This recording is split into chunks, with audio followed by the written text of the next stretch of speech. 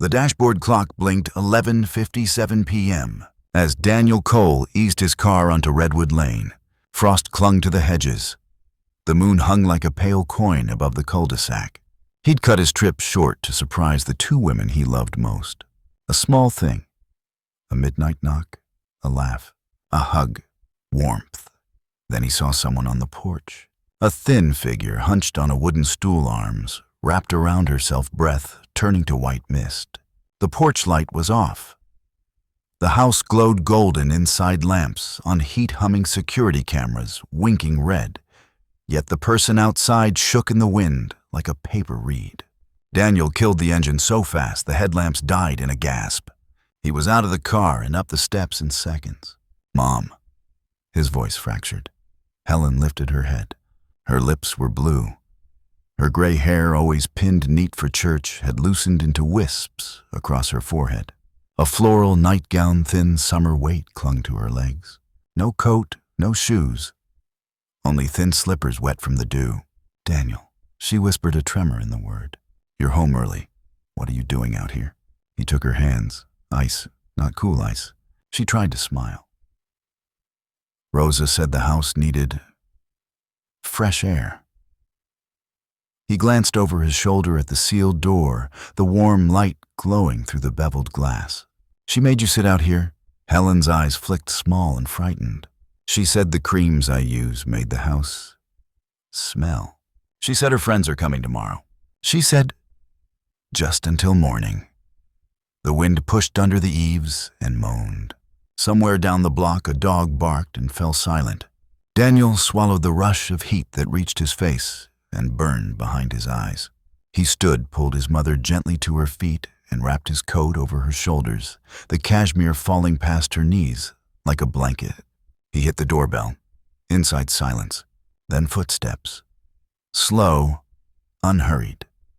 The deadbolt slid back and the door opened on Rosa, in a silk nightgown, sleep-soft hair tucked behind one ear, a candle's warm scent behind her vanilla amber, something expensive. Her smile was automatic until she saw Helen draped in Daniel's coat. Then it stuttered. "Daniel, you're home. Why is my mother outside at midnight?" His voice was even. It should have been calm. It wasn't. Rosa's eyes tightened. She stood straighter. She said she needed air. She said the house felt stifling. Helen shook her head, one tiny like a leaf, quivering. Daniel didn't wait. He guided his mother past Rosa through the threshold into the heat. The door clicked shut behind them. Rosa's perfume, soft and smoky, met the lingering sting of cold air spilling across the floor. "Sit," Daniel told Helen, steering her onto the velvet couch. He tucked a throw around her legs. "I'll make tea." Rosa followed him into the kitchen, whisper hiss sharp. "What are you doing?" "She's fine, Daniel. You're overreacting."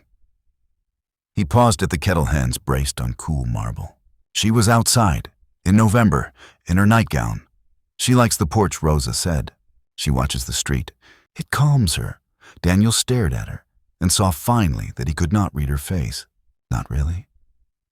The eyes he had loved for their warmth now felt like polished stone. He carried the tea back to the living room. Helen tried to lift it with shaking hands. He wrapped his palms around hers to steady the cup. The clock in the foyer ticked. The house was very quiet. "Tell me everything," he said softly. Helen's eyes brimmed.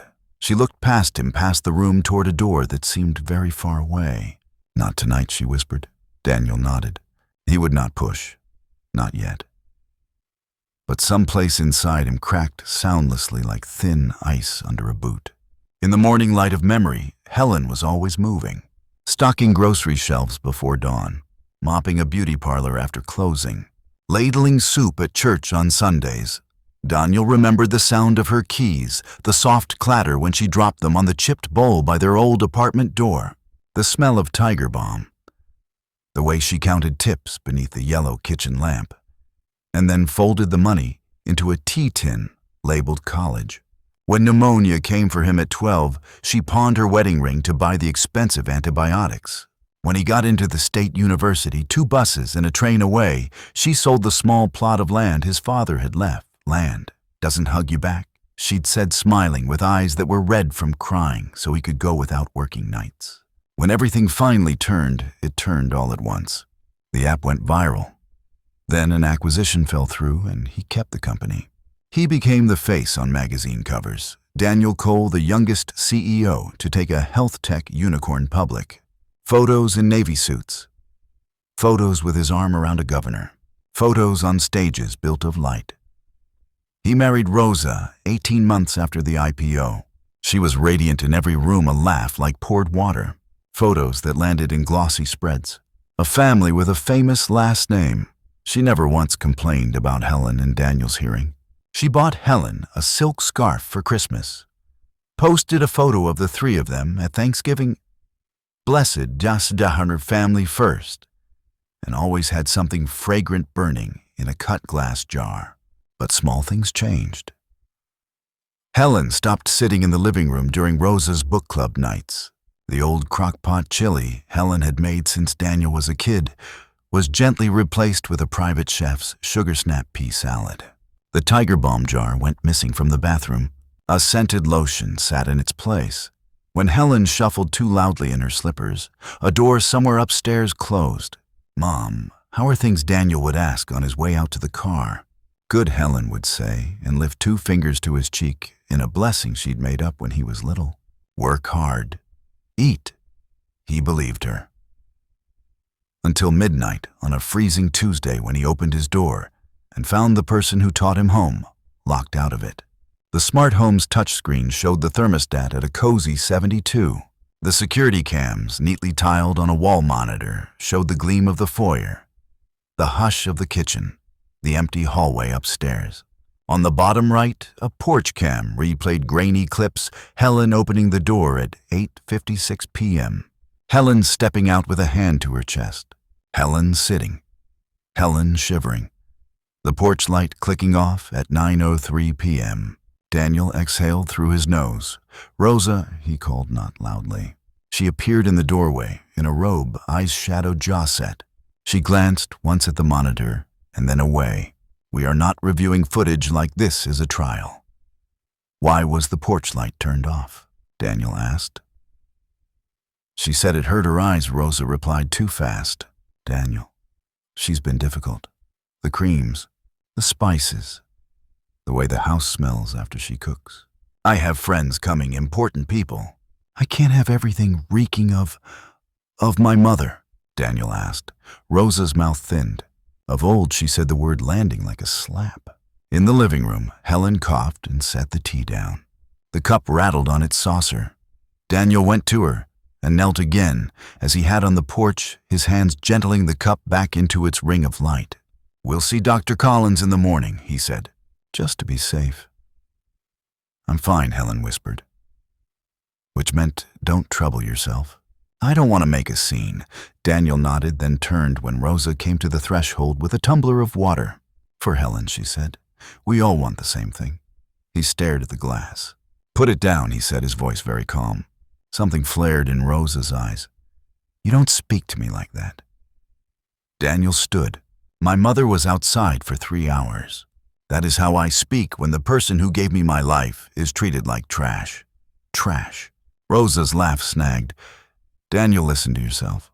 You're being dramatic." She wanted air. She said, "Your office sends you home, smelling like coffee and printer ink." We all make compromises. From the couch, Helen made a small sound, the kind you make when you're trying not to make any sound at all.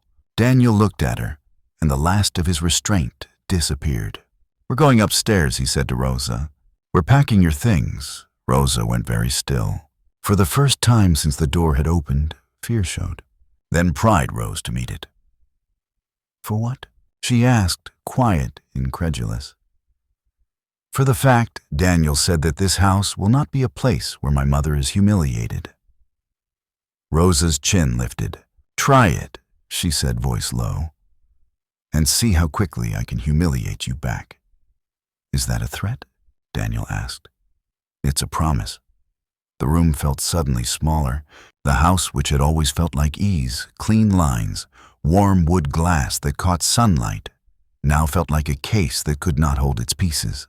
The clock ticked. Someone's phone buzzed and died. Outside, a siren wailed and faded. Daniel looked at his mother's hands, wrapped in his coat sleeves, and made a decision he could not unmake. "Pack," he said again. Upstairs, drawers slid open and closed. Zippers rasped. A suitcase thumped. On the landing, the portrait from their wedding, Rosa's cheek against his shoulder. Helen's fingers touching Daniel's sleeve, watched like a witness. Helen sat turned slightly toward the window eyes on the street lamp's cone of light. When Daniel came down with the first suitcase, she startled, then steadied. He placed the bag by the door and sank beside her. "Tell me what I haven't seen," he said gently. Her voice stayed low, a thread that might break if pulled too hard. "She moved the bomb. She said it made the bathroom smell like a clinic. She told me not to cook when her friends are here. She said she'd say I was the housekeeper if they asked. She did.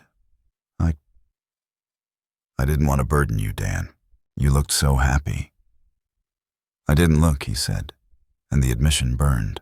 "She's young," Helen said, as if searching for a way to forgive, to explain.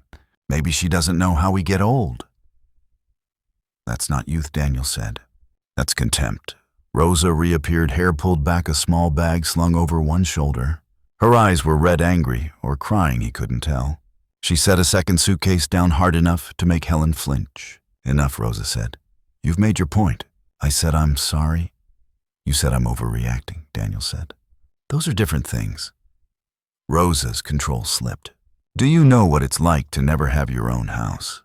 Your own scent, your own friends, to have an old woman shuffle behind you?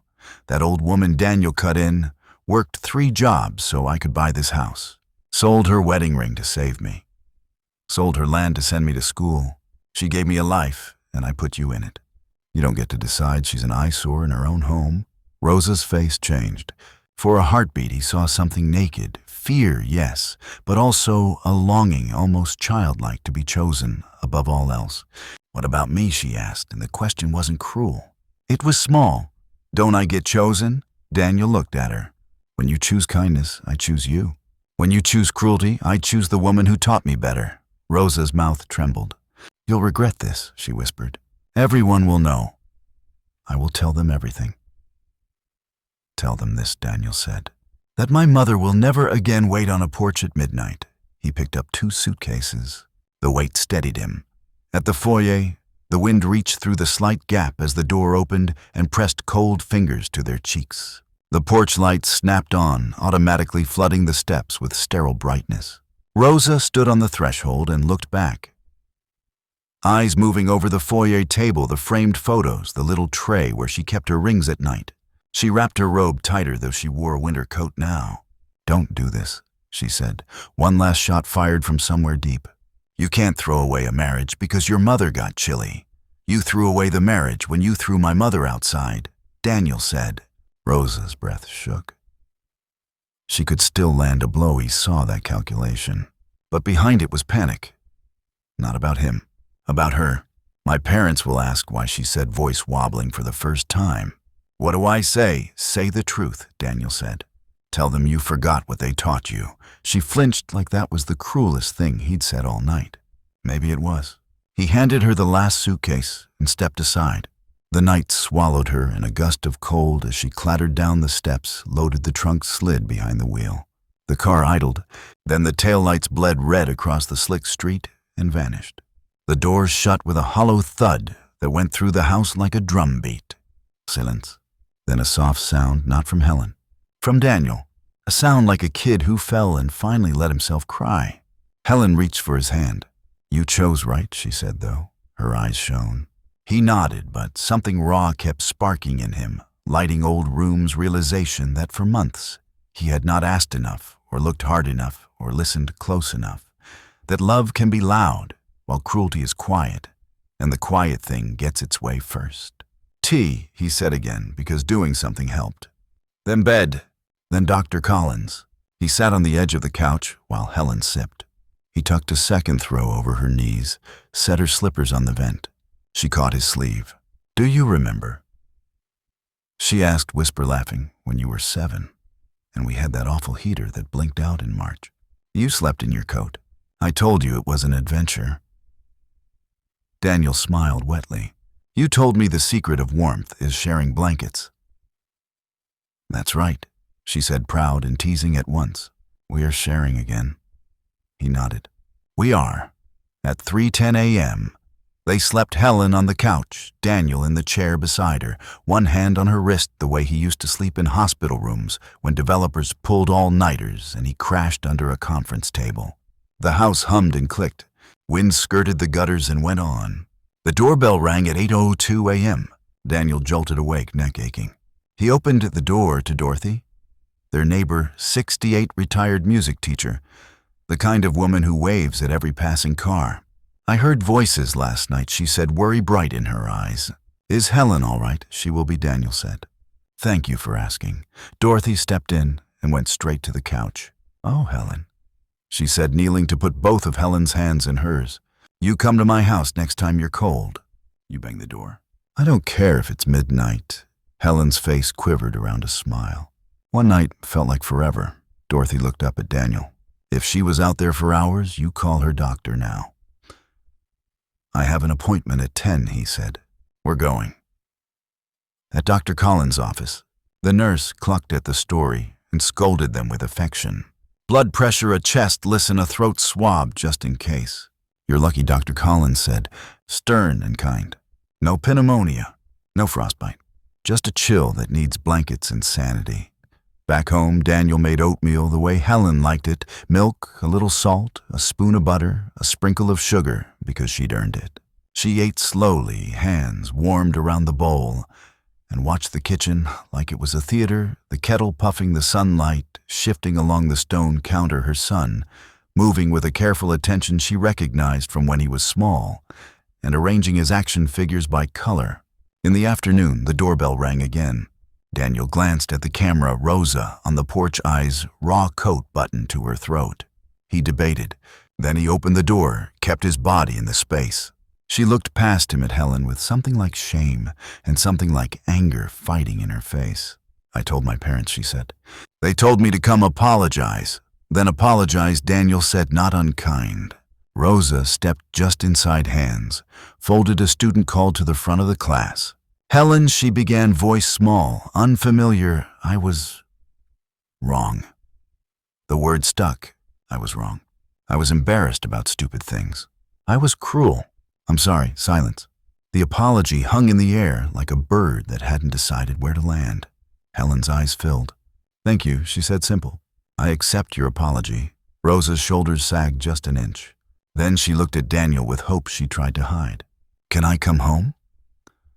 No, Daniel said, and his voice surprised even him with how gently it came. Not now. Her mouth trembled. For how long, I don't know. She nodded once, twice, like bracing against a wave. Okay, she said. Okay. She turned to Helen. If you ever need anything. Helen lifted a hand, blessing farewell. Both and Rosa retreated, closing the door softly behind her. Helen looked at Daniel, a question there. Too harsh, too late, he said quietly. Maybe not forever, but not now. That evening, Daniel went to the market. He bought sunflowers that tilted like little suns from a galvanized bucket and set them on the kitchen table in a chipped glass vase. Helen touched a petal with her fingertip and smiled. Remember these, he asked. You said when they turn to the light, they look like faithful people at church. I said, Helen corrected, eyes twinkling. They look like families that choose the light together. Right, he said. That, the next weeks, taught the house a new rhythm.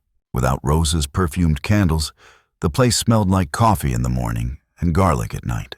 Without the chef's strict menu, Helen cooked one thing every Sunday, a pot of chicken soup that filled the rooms with memory.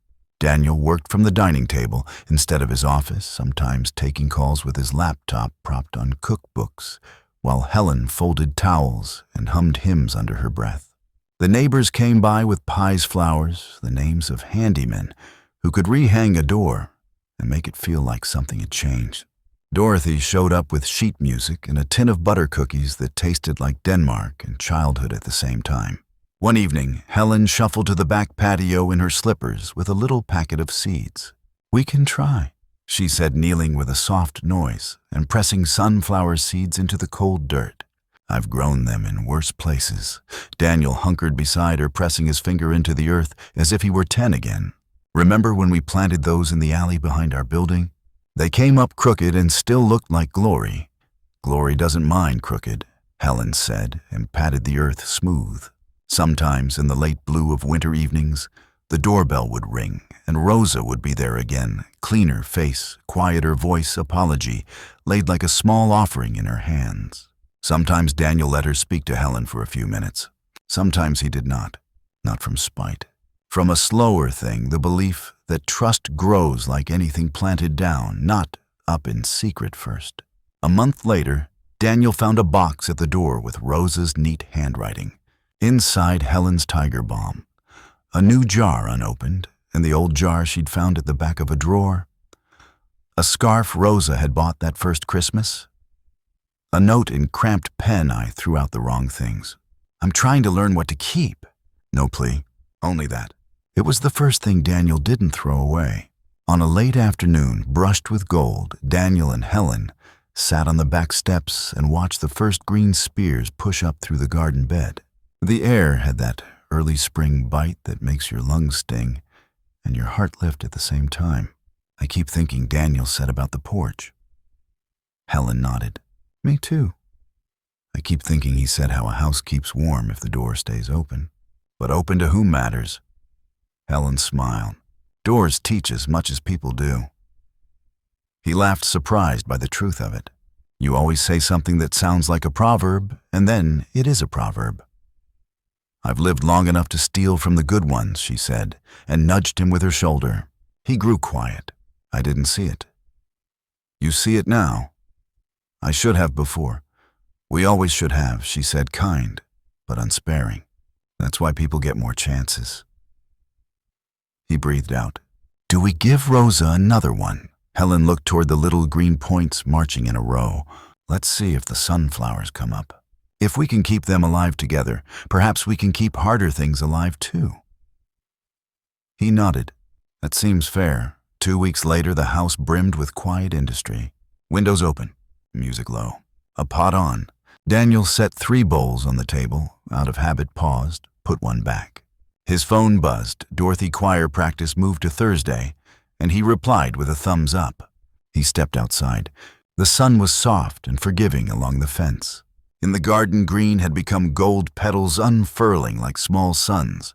Helen stood amid them, hands on hips, smiling like she was watching a child finally take his first steps.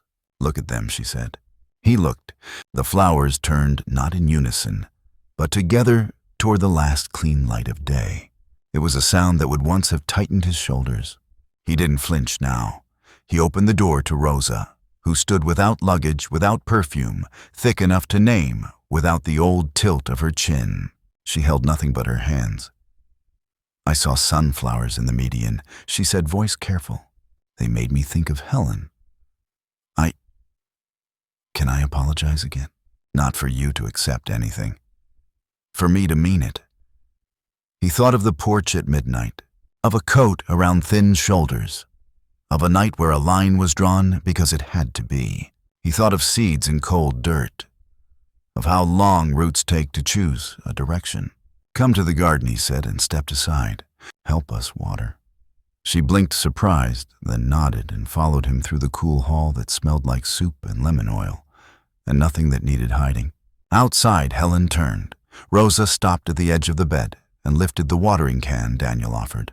You pour slow, Helen said, not unkind, as if teaching someone to hold a newborn. So the water goes where it can do good. Yes, ma'am, Rosa said quietly, and did. They watered without speaking for a while. The light slipped lower, honey and amber, and the flowers bowed as if in prayer. When the can was empty, Rosa handed it back and stepped aside. Thank you for letting me try, she said. Trying is the first work, Helen said. Keeping at it is the second. Rosa nodded and left before the thanks could turn into a promise she couldn't keep. Daniel watched her go. He didn't know what would happen next. He knew only this: the door would open for the right reasons, not the loud ones. He felt his mother's hand slip into the crook of his arm. They stood a long time, the sun on their faces, the flowers finding their angle. The house behind them hummed full of ordinary grace. The wind lifted, moved through the garden, and settled. Daniel glanced at Helen and realized his breath had stopped catching when he looked at her. The fracture in him had knitted not because of money or apologies in gold envelopes, but because of simple choices repeated until they made a life. He exhaled.